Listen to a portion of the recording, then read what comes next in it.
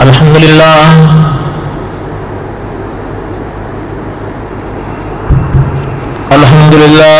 رب العالمين،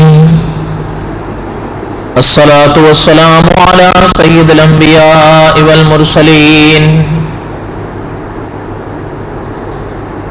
أما بعد، أعوذ بالله من الشيطان الرجيم، بسم الله الرحمن الرحيم.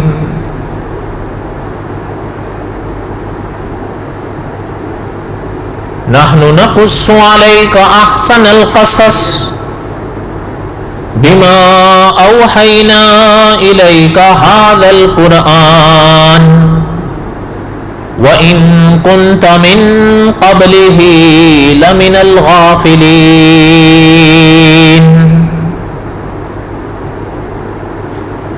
صدق الله العظيم وبلغنا رسوله النبي الكريم ونحن على ذلك لمن الشاهدين والشاكرين والحمد لله رب العالمين. اللهم صل على محمد وعلى آل محمد كما صليت على إبراهيم وعلى آل إبراهيم إنك حميد مجيد. اللهم بارك على محمد وعلى آل محمد كما باركت على إبراهيم وعلى آل إبراهيم إنك حميد مجيد.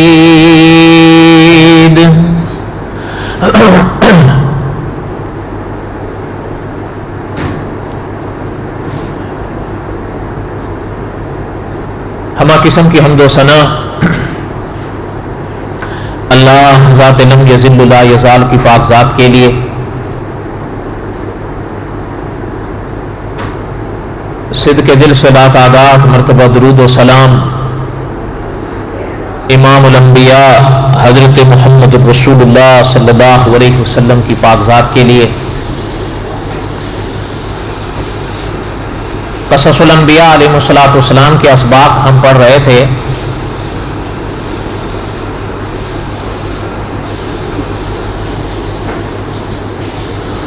اور گزشتہ جمعہ اس وبا کی وجہ سے ناغا رہا۔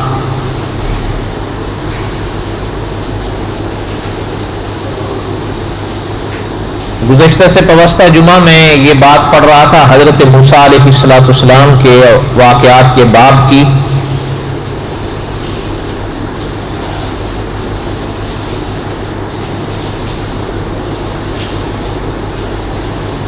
کہ بہرحال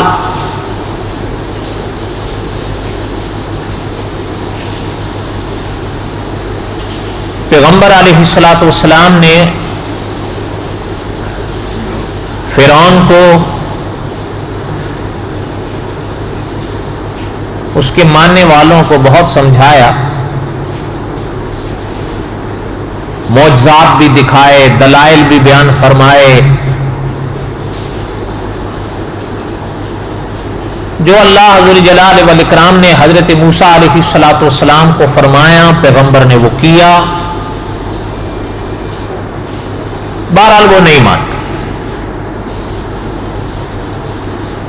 اس حوالے سے کئی اسباق ہم پڑھے، کلام پاک کی آیات تھیں۔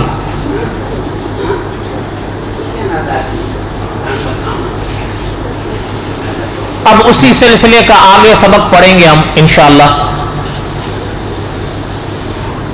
اللہ ذو جلال والاکرام نے قرآن پاک میں جہاں ان واقعات کو بیان فرمایا ہے،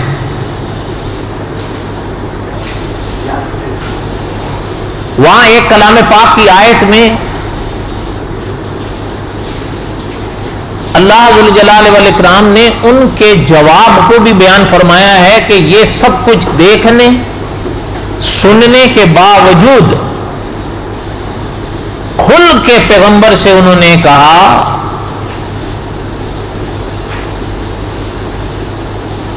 وَقَالُوا مَهْمَا تَأْتِنَا بِهِ مِنْ آيَةٍ لِتَسْحَرَنَا بِهَا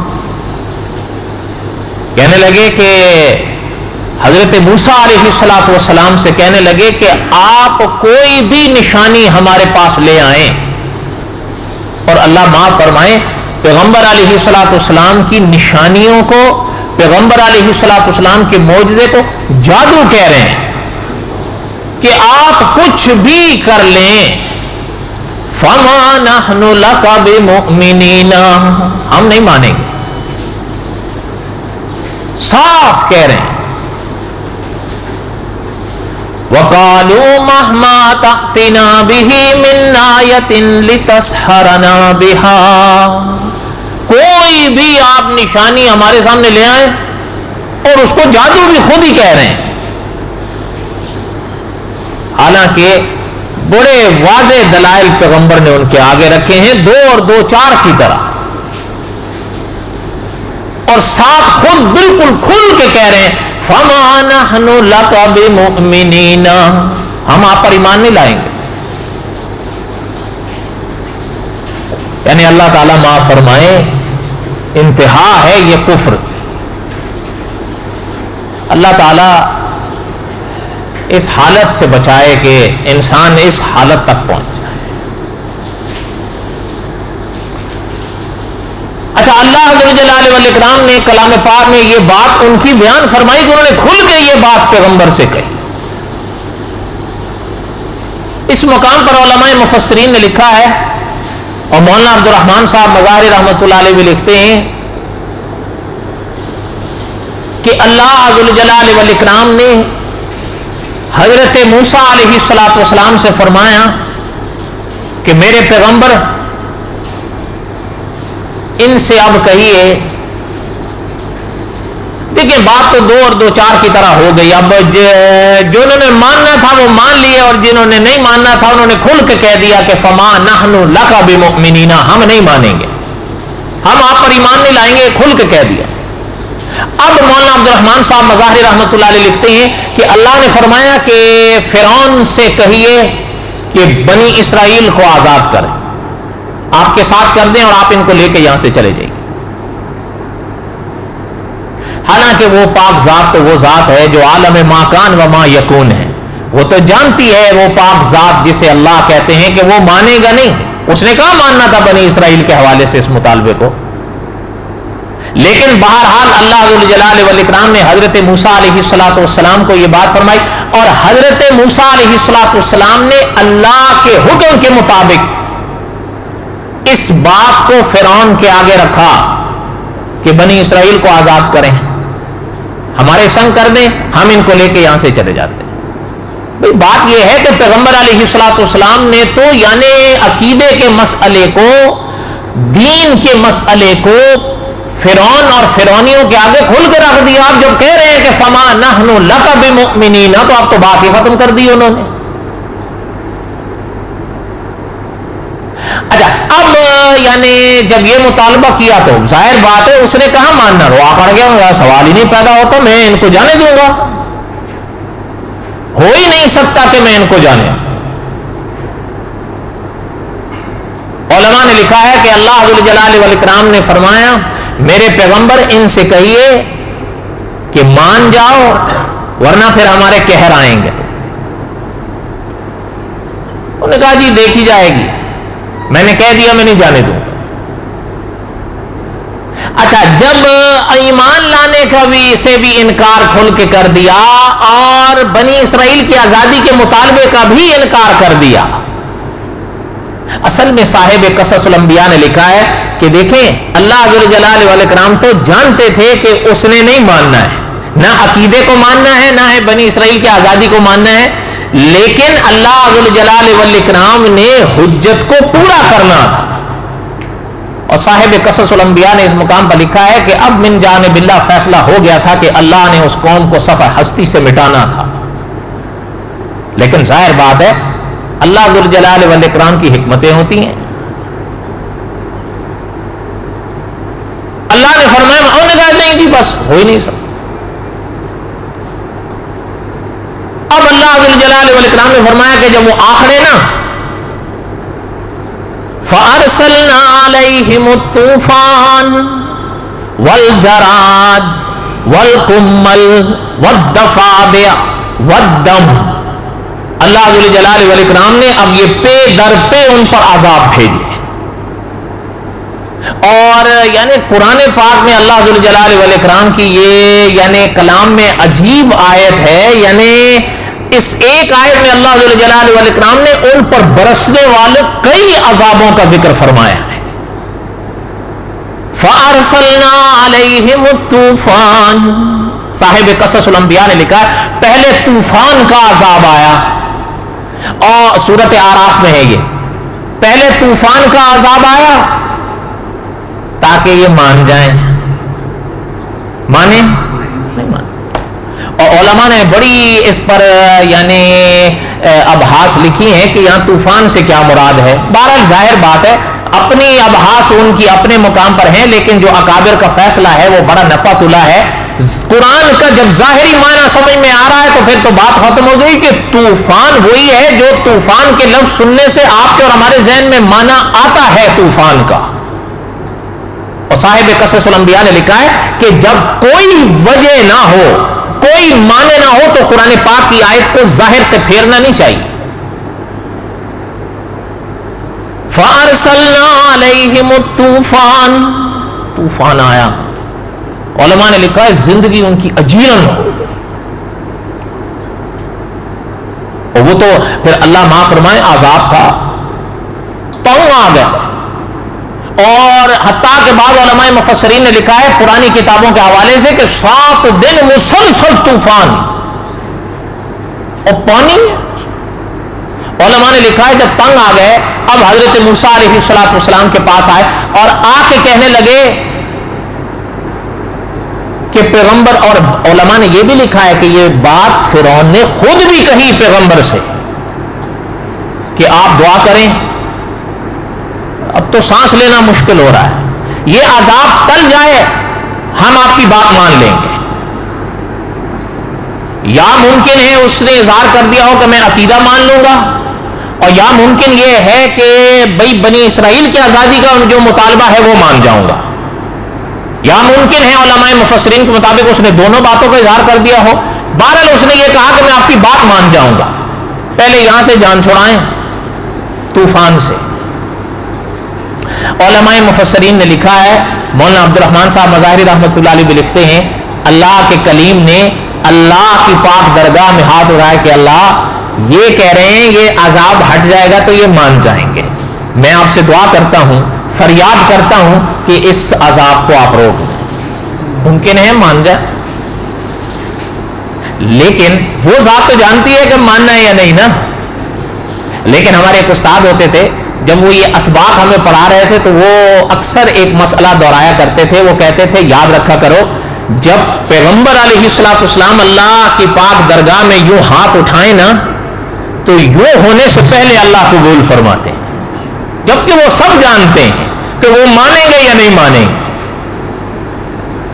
علماء مفسرین نے لکھا اللہ نے روک دیا, طوفان تھم گیا. پیغمبر کی دعا کرنے کی دیر تھی کہ طوفان تھم گیا, سب کوئی خشک ہونا شروع ہو گیا. اور مولانا ادریس کاندلوی رحمۃ اللہ علیہ نے لکھا ہے کہ تقریباً کم و بیش 3 ہفتے تک سب تھما رہا. صاحب قصص الانبیاء لکھتے ہیں چند دن گزرے تو پھر بگڑ گئے, کہنے لگے جی طوفان آتے رہتے ہیں, کبھی مشرق میں کبھی مغرب میں, یہ کیا ہے کہ یہ کوئی عذاب کو قہر ہے, آتے رہتے ہیں, یہ تو ہوتا رہتا ہے. ہمارے گناہوں کا اس سے کیا تعلق؟ پھر بگڑ گئے. مولانا ادریس کاندلوی رحمۃ اللہ علیہ لکھتے ہیں جب پھر بگڑ گئے لگ بھگ 3 ہفتے گزرے. فَأَرْسَلْنَا عَلَيْهِمُ الطُّوفَانَ. طوفان کا عذاب تو آیا, پھر تھم گیا ان کی اس بات کے بعد. وَالْجَرَادِ. اب جب پھر بگڑے تو اللہ نے پھر جراد کا عذاب بھیجا. علماء نے لکھا ہے جراد یہ وہ ہے جسے آپ اور ہم ٹڈی کہتے ہیں, اور یہی وہ ہے جسے ٹڈی دل کہا جاتا ہے. شاید آپ میں سے کئیوں نے دیکھا ہو, ورنہ ٹڈی کی تصاویر تو عموماً نظر آتی ہیں. یہ ایک ایسا اپنا آپ کیڑا کہیں, آپ پرندہ کہیں, آپ جانور کہیں, ایک اس طرح کی شے ہے یہ کہ یعنی فصلوں کے فصل چٹ کر دیتے ہیں. ایک دم یعنی لہلہاتے ہوئے کھیت پر خالی ایک گزر ان کا چاہیے، ایک دفعہ گزریں گے بس آپ یہی سمجھیں گے کہ پیچھے تو گیا یار کچھ بھی نہیں ہے۔ اور پھر وہ ٹڈی دل تب وہ تو قہر بن کر آیا تھا فرعونیوں۔ علماء مفسرین نے لکھا ہے لہلہاتے ہوئے کھیت ہرے بھرے، بس یعنی اچانک نکلا یہ ڈڈی دل چٹ کر، حتیٰ کہ بعض علماء نے لکھا ہے یہاں تک کہ اگر کوئی دروازہ ہوتا تھا اور اس کے مہاٹ لگے ہوئے ہوتے تو ان کو بھی چٹ کر گیا۔ 7 دن مسلسل نہ کوئی پھل چھوڑا نہ کوئی غلہ چھوڑا، پھر تنگ آ گئے، پھر آگے حضرت موسیٰ کے پاس۔ اور علماء نے لکھا ہے کہ اس میں صرف وہ قبطی نہیں تھے یا فرعونی نہیں تھے، فرعون نے بھی یہ مطالبہ کیا پیغمبر سے کہ آپ دعا کریں، یہ تو مصیبت بن گئی ہے، ہم کہتے ہیں آپ ہماری جان چھڑوا دیں، ہم آپ کی بات مان لیں گے۔ پیغمبر علیہ السلام نے پھر ہاتھ اٹھائے، اللہ نے حضرت موسیٰ کی دعا کو قبول فرمایا، ٹڈی دل غائب ہو گیا۔ اچھا جب وہ غائب ہو گیا، مولانا ادریس کاندھلوی رحمۃ اللہ علیہ نے لکھا ہے کہ چند دن ٹھیک رہے، پھر بگڑ گئے، پھر ویسے کہ ویسے ہی ہو، پھر وہی آکڑ، پھر وہی گھمنڈ، پھر وہی ظلم، پھر وہی زیادتیاں۔ اچھا مولانا ادریس کاندھلوی رحمۃ اللہ علیہ نے لکھا ہے اب یہ وقفہ گزرا، فَأَرْسَلْنَا عَلَيْهِمُ الطُّوفَانَ ایک ہوا، وَالْجَرَادَ ٹڈی دل ہوا، وَالْقُمَّلَ اللہ نے فرمایا اب ہم نے کمل بھیجے ان کمل پر علماء نے کئی اقوال لکھے ہیں کہ یہ کمل کیا تھا۔ ایک قول لے لیتے ہیں جو پہلا ہے، جو آپ کے بالوں میں بھی دن دناتی ہیں، کیا اب بولو تو صحیح، جوئیں نہیں دن دناتی؟ اچھا دیکھی تو ہوں گی نہ، اگر کبھی دیکھی ہو تو ایک آدھ کہیں سے مل جائے تو لے جائیں۔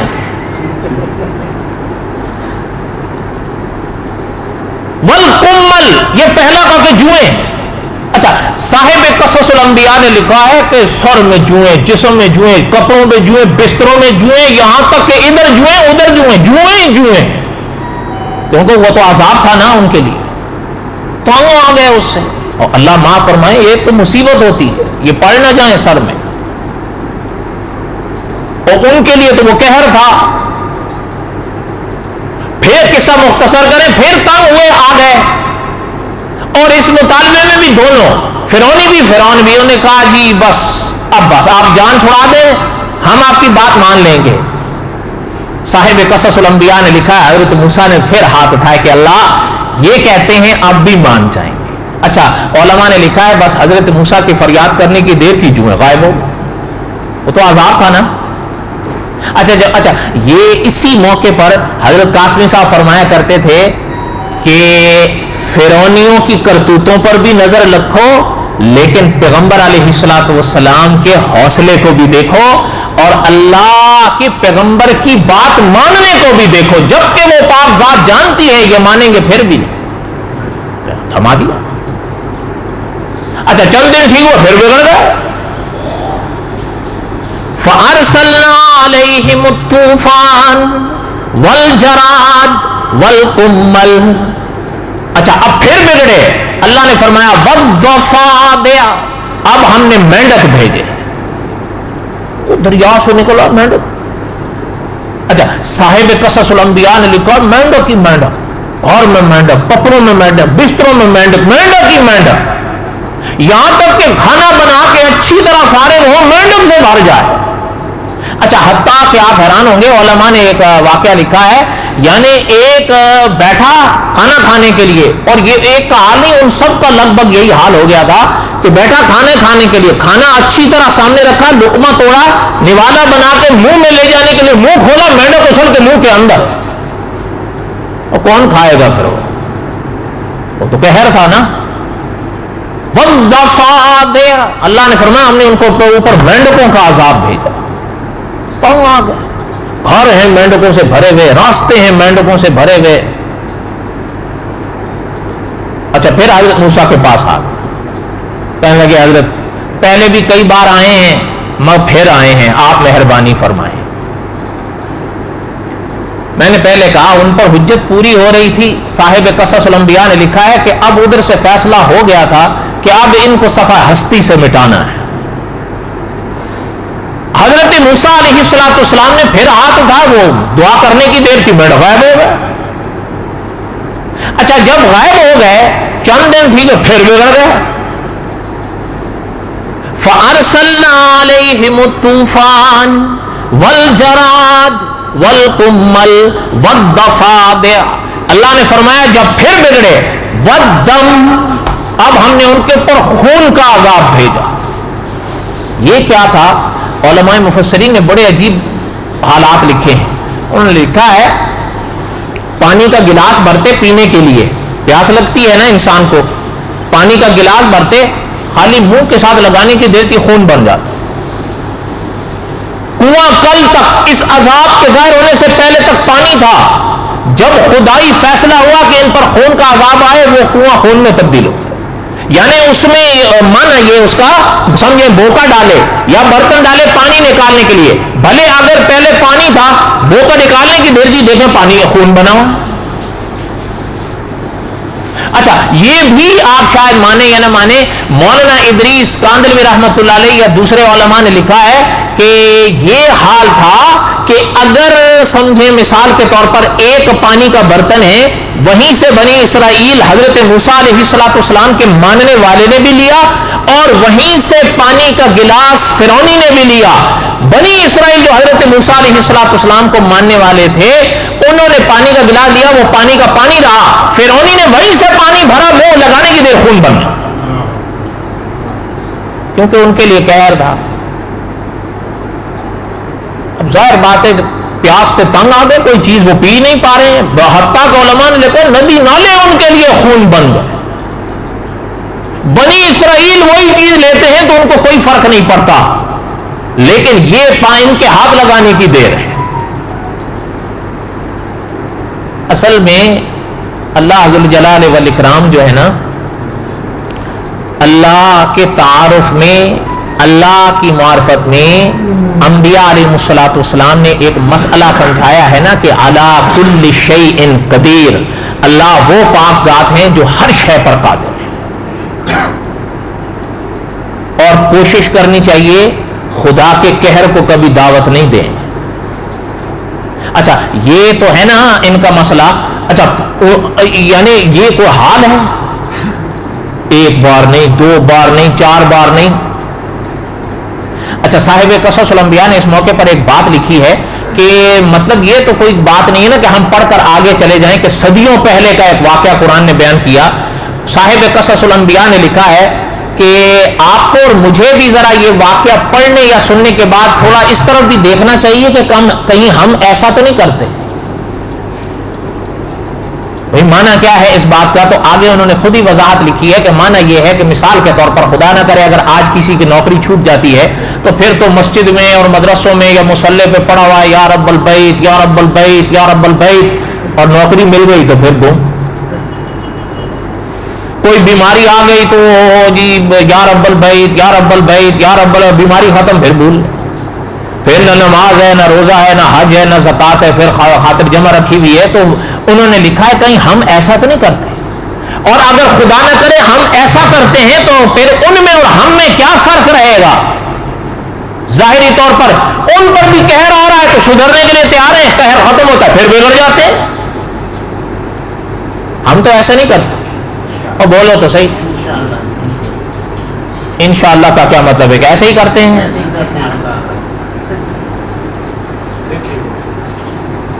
فَأَرْسَلْنَا عَلَيْهِمُ الطُّوفَانَ وَالْجَرَادَ وَالْقُمَّلَ وَالضَّفَادِعَ وَالدَّمَ۔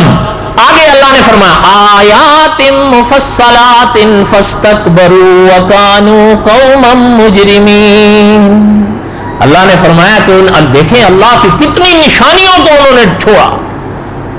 اللہ نے فرمایا کہ بڑے مجرم تھے، بڑے گھمنڈی تھے، اسی لیے صاحب قصص الانبیاء نے لکھا ہے کہ جب ان کے لچھن یہ ظاہر ہوئے تو اب اللہ کا فیصلہ ہوا کہ انہیں صفحہ ہستی سے مٹانا ہے. اچھا یہ آپ غور کریں اس پاک آیت پہ جو بات میں عرض کر رہا تھا, تھوڑا سا میں نے اشارہ کیا کہ فَأَرْسَلْنَا عَلَيْهِمُ الطُّوفَانَ, اس پاک آیت میں طوفان کا بھی ذکر ہے, والجراد ٹڈی دل, والقمل جوئیں, والضفادع مینڈک, یعنی کئی طرح کے جانوروں کا ذکر یہ قرآن کر رہی, قرآن پاک کی آیت کر رہی ہے. صحیح بات ہے یا نہیں؟ وما علینا الا البلاغ المبین. سنتیں پڑھ لیں معذرت کے ساتھ.